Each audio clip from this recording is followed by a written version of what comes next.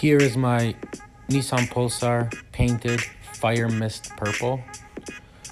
I got the paint from eBay and I'm doing a review on it.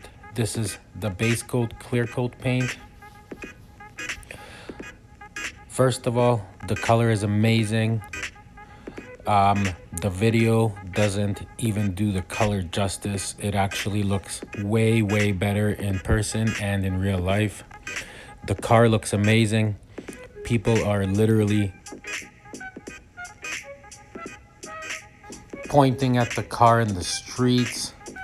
People in bus stops are staring, pointing. The color is amazing. Base coat, clear coat is definitely the way to go, I think. But I didn't use the single stage paint, so I don't know. But it sprays easy. It looks amazing. The sparkles are amazing. Look at the reflection in it. I am very happy with the results. Look at that shine. It honestly looks great.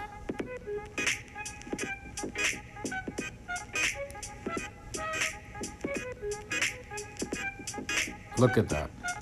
It's like glass.